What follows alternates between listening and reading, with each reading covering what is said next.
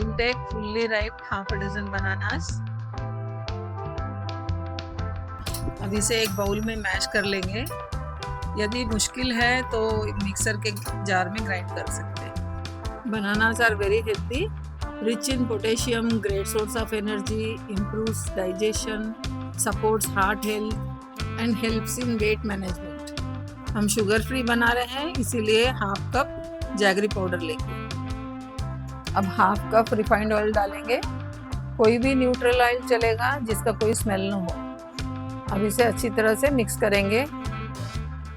अगर आप ये रेसिपी ट्राई कर रहे हो तो कौन सा ऑयल यूज़ करेंगे प्लीज़ कमेंट में बताइए। एगलेस बेकिंग के लिए एक सीक्रेट इंग्रेडिएंट है जो एंड में ही डालना पड़ता है।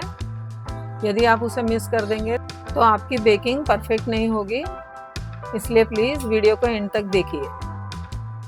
सेपरेट बाउल में ड्राई इंग्रेडिएंट्स लेंगे। 1 कप सॉर्गम यानी कि ज्वार का आटा, 2 tablespoon milk powder, 1 teaspoon baking powder, 1/4 teaspoon baking soda, pinch of salt.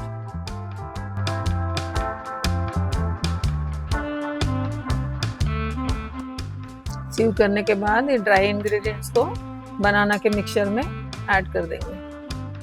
अब इसे हम अच्छी तरह से मिक्स कर लेंगे।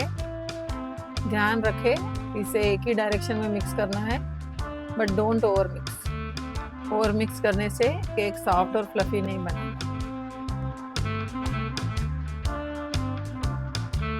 अब मैं सीक्रेट इंग्रेडिएंट ऐड करने वाली हूँ, वो है 1 टेबलस्पून ऑफ विनेगर। विनेगर डालने से बेकिंग पाउडर और बेकिंग सोडा एक्टिवेट हो जाता है और बनाना ब्रेड सॉफ्ट और स्पॉन्जी बनेगा। एक बात ज़रूर ध्यान रखें कि विनेगर ऐड करते ही इसे तुरंत प्री हीटेड ओवन में रखना पड़ता है।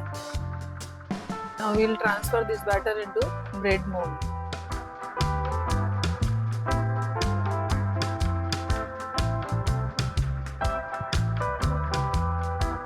अब चाहे तो ड्राई फ्रूट से गार्निश कर सकते हैं।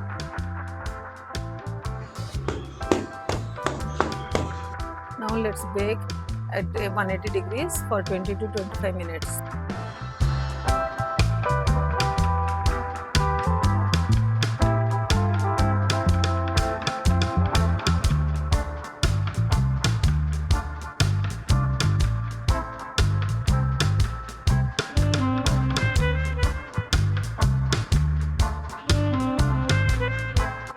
So enjoy this tea time millet banana loaf with your family.